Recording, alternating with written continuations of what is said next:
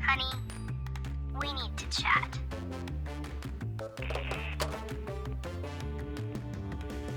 Hello. Welcome to another episode. Blair's watching himself dance. I'm not looking in the camera. We're going to look in the camera. Welcome to our New Zealand episode, everybody. Very exciting. Welcome, meat. Welcome, mate. That's right. Doesn't work when I do it. Also, we are going to have to be aware of the sound because we're holding our mics today. Yeah. I've got a piece of Bonnie. Yeah, I know. There's a lot of Bonnie hair. She's not with us, though. No, she's at home. She's safe. She is still with us, Yeah. but not with us physically in this world. No, in New Zealand. She's good. Yeah, welcome to our New Zealand episode. If you don't know why we're in New Zealand, just a quick debrief. We were here for a debrief. We are Honey, We Need to Chat. Mm-hmm. This is our Chit-Chat episode, and we are recapping our trip in New Zealand, which some of you may already kind of have a bit of context for because you've heard us talk about it in the upcoming episodes that were before we came. Or you've been following along on the gram. On the gram or the talk. But we are a podcast all about communication in relationships. That's our heart. That's what we do, why we do what we do. And we really believe in the power of communication and the power of building and being intentional in your relationship. Mm-hmm. And so part of our trip here... Keep going. I'm just getting Bonnie away. Go. Keep going. Part of our trip here was to challenge ourselves to be even more intentional in our relationship and in our lives. So we came here for an intensive debrief retreat, which essentially is a process of debriefing whatever you have to debrief.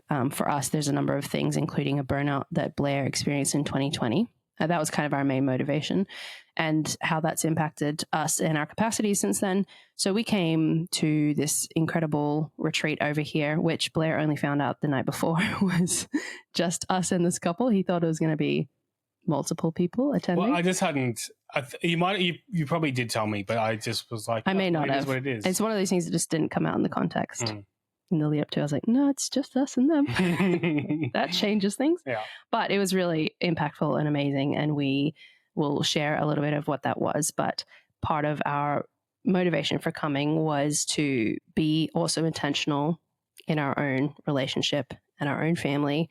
If we're talking about that all the time on the podcast, we want to continue to do that ourselves. And we were. So we found it really encouraging.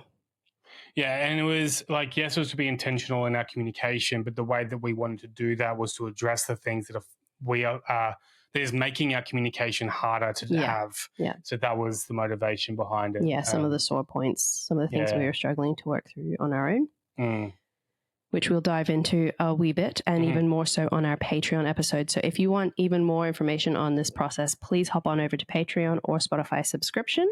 Join our chatters over there and we'll explain and share. The LAPD is coming. LAPD. We're in a hotel room, obviously. So these are not our Sunday clothes, by the way. These are hotel robes. Hotel robes. We decided to embrace the hotel and room. I'm feeling fancy. Yeah. This bed does have a doona on it. It doesn't, this is not a stripped bed. I just need to say that. It will be. For our audience. Cool. All right, so Blair's going to break some ice for us. Great, yeah. So, I mean, we weren't, I was going to do an ice, what is it? Not a, would you rather? Would you rather, yeah. But I'm like, I actually want to know, what has been your favourite part of New Zealand? Not the sessions, New Zealand itself. New Zealand is stunning, so driving has been my favorite part, just seeing the landscape. It just blew my mind how there's literally farm properties that lead into the ocean. And I don't know why that's so bizarre to me, but it is. Because it's like it goes like forest, farm, ocean, all the other way around. It's like it's all together, all the different. In a small space. It's weird. Yeah. But awesome. Yeah, and quite like tropical vibes, but also foresty vibes and Shire vibes. And we're actually watching a show at the moment, which we didn't know at the time when I downloaded it for our trip, was filmed all around Sweet Tooth, was filmed all around where we were. So it's been really cool to have that kind of context to it. So that's been my favorite part. What about you? Mine was the walk. We went on this, it was like a sculpture gallery thing, but it's a big walk, like a kind of semi-hike walk thing. And it was really cool. I enjoy going for walks in nature, and that was an awesome one. So we didn't really spend much time looking at the sculptures. I was going to say the sculptures were not really, to be honest, like we're just not. We walk around, we'll see some of them, and we're like, why? I wish I appreciated art. Yeah, I wish I could see. Yeah, I'm just like, all I see is probably a phallus in the majority of them, and then the rest of them, I just don't even know what they are. But yeah, and they sell sometimes. Yeah, some of them were like sold and they were missing, and I was just like, gosh, people spend a lot of money on these things. Yeah, we overtook one couple. One couple started a good half hour before us, and they were actually looking at them and was like, "Oh, see ya." Like, oh, cool. Anyway, it was fun. Yeah, that was my favorite one. So this week we had a debrief session, and we wanted to share what does that look like. So, as Amy said, I didn't know it was just us to start with, but that was fine. I think it was quite good in the end because I feel like if it was a group setting, it wouldn't have been us addressing the specific things that we needed to, or get as much guidance on what we needed. It'd be more general, which is good. But I think where we were at, we needed the more specific, intensive focus on these areas. So we rocked up on Sunday night, late Sunday night. So we didn't do anything then. But Monday, we got up, and the first things that we looked at, it was essentially how to tell our stories. And so individually, so how it started off was I told my story from, and we went way back. We even started telling about before we were born, like our parents, a little bit of our parents' stories of what we knew, but how that trickles down into our story. And then I would speak all the way up till, actually you went first. You could speak up all the way up until we met, and then it was my turn, and I would go through all the way up until where we met. And that was it for day one, was just learning how to tell our stories. And then we had homework at night, and it was really breaking those stories down, and we'll share more about that on our Patreon episode. And then the next day we told our story. So from when we met through till today, and all the things that we went through, all the good and difficult and whatever else. So it's just our stories. So not looking for anything. We're not telling a specific part of our story. We're telling our whole story. Yeah. And then we had more homework at night. So every night we had homework. We'd do a session with them. Then in the afternoon we'd go out, and that's where you and I would explore, but also debrief our debrief. Yeah. And then at nighttime we'd sit down and do homework, and then go into other sessions from there. And then we'll just be unpacking different elements of our stories, things that, we knew about, we've spoken about them before, but didn't fully understand the grip or the hold that those stories might have had or influenced other areas of our lives.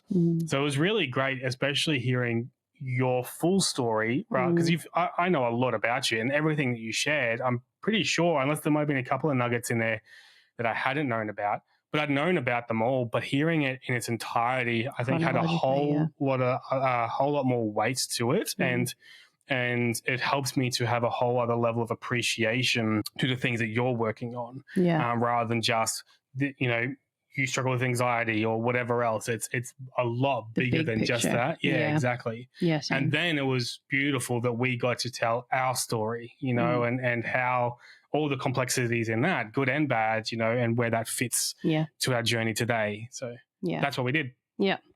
So one of the things we did with telling the stories was we would go through it and break it down into certain aspects that really stuck out to us. So certain crises that we'd have, or concerns that had kind of run through different parts of our lives, so that we could dig deeper into those. And it was, like you said, really interesting to have the chronological kind of storytelling, like an activity that seems so silly. Not silly, it just seems like, oh yeah, I know your story. But hearing it that way and hearing it with a third party in the room was really powerful. And then, highlighting the things that we knew were trials for each of us to some extent, but then kind of having time to break that down and reflect on them more was really helpful. So we would go through our story. We shared the story, and then we'd go through and highlight different things that stood out to us, and they had a framework for us to do that. And then we would go back through the story the following days, and those things that we had highlighted, we would dig into what sat behind them. So what we lost in those times, meaning, like, for example, if one of our stories was, which it wasn't, that we had been broken into and someone had stolen our TV, then you could put down, well, in that process, I lost my TV, but I lost more than just the physical. I actually lost emotional stuff, including things like security, confidence. I might have lost sleep. I might have lost peace. I might have lost stillness, whatever it might be. There's things that sit behind the things that we encounter in life that are losses for us. And that was a really powerful thing for both of us, I think, and full on. Not an easy thing to do because it was so raw every day. At the end of every day, again, we went out for an adventure, but it was, I don't know, you go out and you just sore, like, emotionally sore. And it wasn't a heated conversation. We didn't disagree with each other or anything else like that, but you're going back and revisiting scenarios and situations and you're putting yourself back in those moments. And it's hard to do. It's hard to relive some stuff, but it was really, really important. And it was because we'd go on an adventure and we'd ask, like, how are you going? And just those conversations I found were quite rich as well, because it's, I'm hearing your story, I'm hearing the things that you're processing, but now how are you feeling about that? And it was very raw.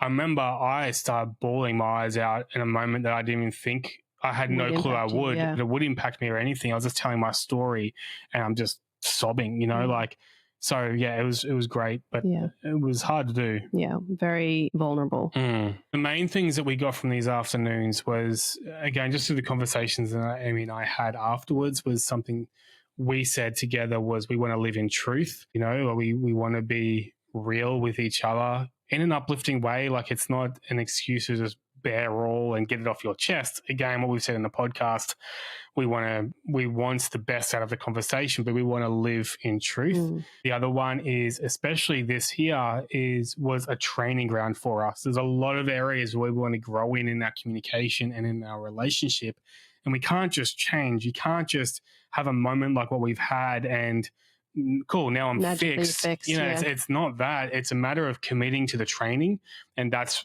really what this week was for us, is starting that with an intense time, committing to the training. And that was really, really powerful. And again, like, doing this with your partner, it's hard. It is hard. There's stuff that we share about each other, pain that we've caused to each other, but again, because it's for reconciliation, it's for growth, it's so beautiful. And I feel closer to you, and I feel that we're going back home together, and it's a lot more embedded into our team focus and our desires and our values and everything else like that too. So it was so worth it. We're so tired, man, so tired, and we're still raw, but I'm excited. Yeah. I think one really important thing that they were very upfront about was it's not a judgment place. It's not like we're coming here and saying this person did this to me and this person did this to me, because everybody has a story. And so one thing that really stood out to me was, like, I could say Blair hurt me in this, but the reality is Blair was hurting because of this, this, and this. And then he was hurting because someone else who was hurting. Like, we just perpetuate this cycle of pain and hurt in a lot of ways. And unless you're intentional to kind of do your part in processing it, you'll just continue to perpetuate that. And I think that was really helpful, because although the stuff was hard, it wasn't about blaming. It wasn't about, like, gossiping. It wasn't about making someone else the perpetrator and us the victim. It was about being real about our experiences and how we felt and what losses we felt from that, but not trying to point the fingers. I think that was really helpful. So we then went through, after we'd highlighted the losses, we then spent time kind of reflecting on where we're at with those losses, because some of the stuff was, like, from a long time ago. So it's not stuff that feels raw necessarily anymore. But a really good thing they kept pointing out was that if you don't recognize and name the pain, it's hard to know if you've processed it well. And it's often things that will pop up out of the blue when you're triggered if you haven't processed it. So it was good to go through that and just take some time being like, okay, where am I at with that now?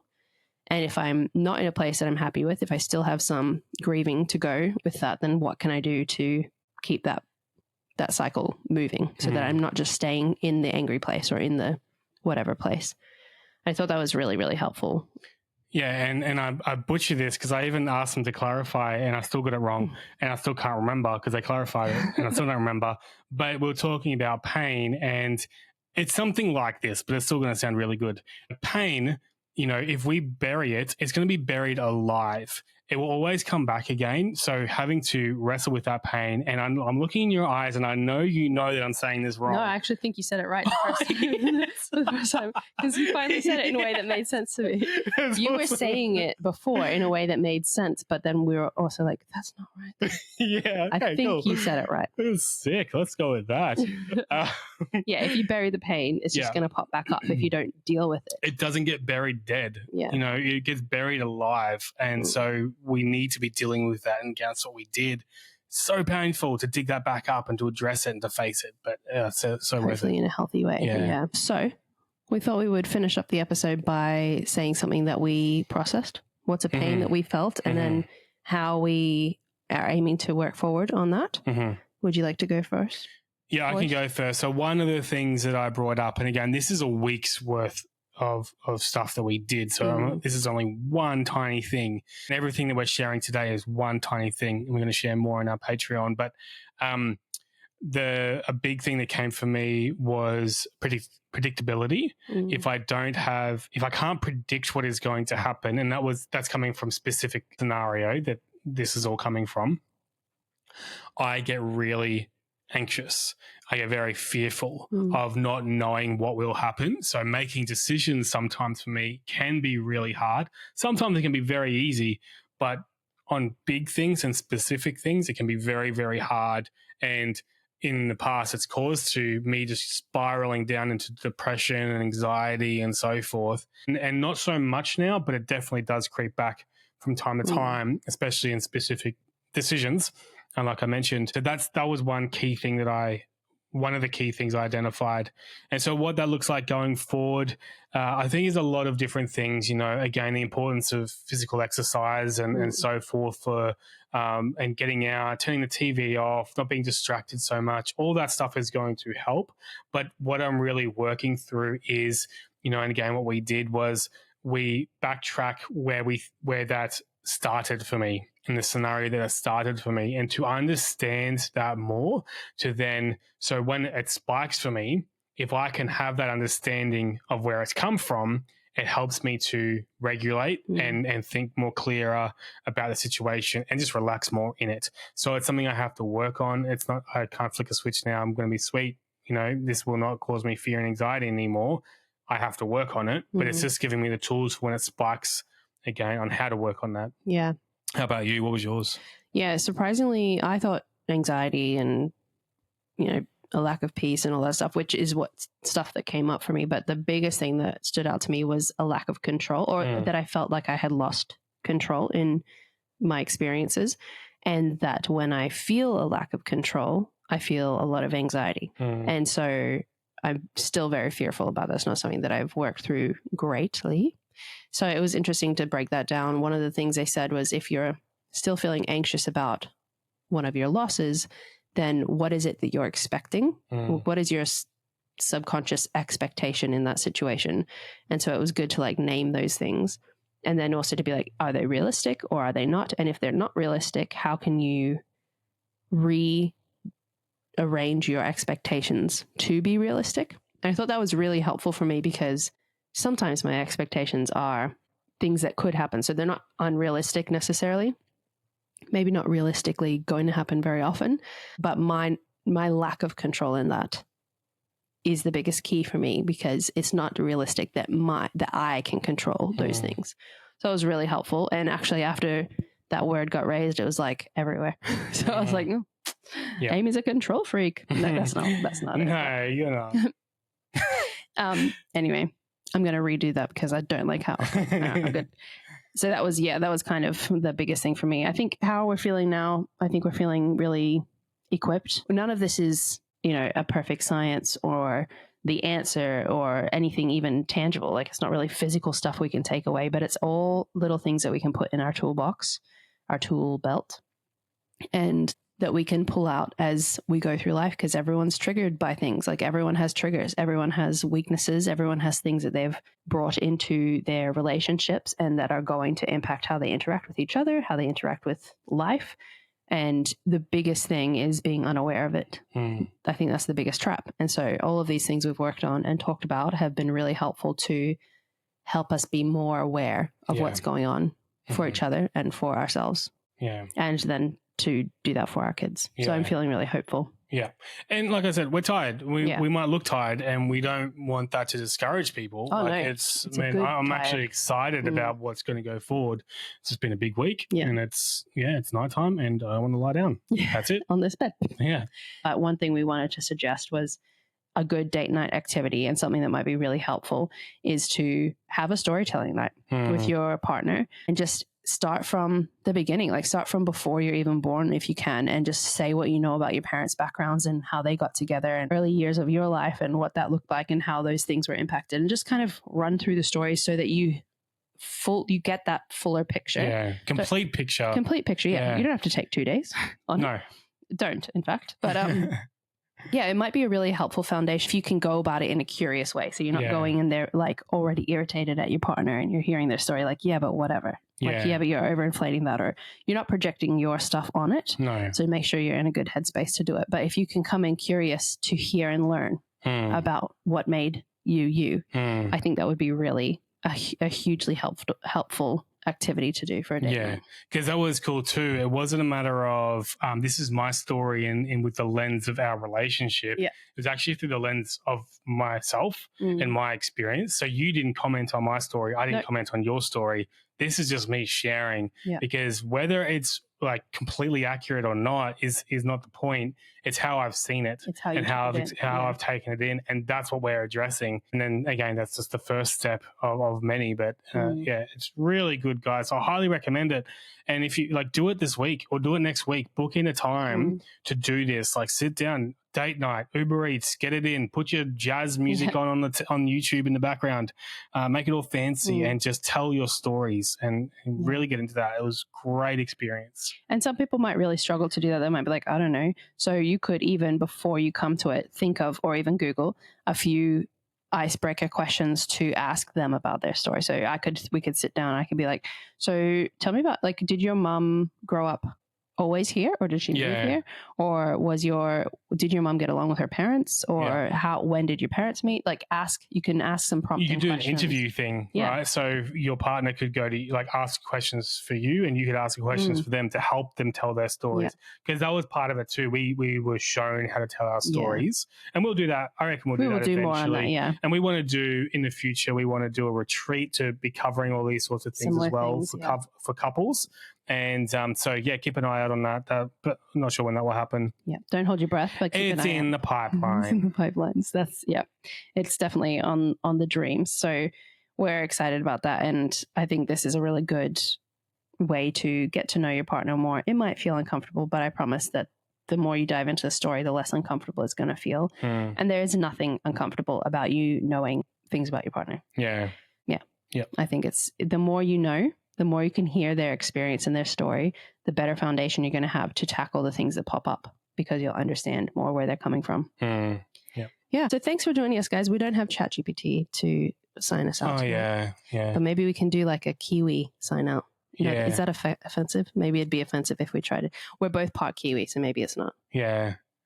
No, I don't want to do it. Yeah. Come to New Zealand because it's beautiful. Awesome. Thanks, All right, guys. Thanks, guys. See you next week.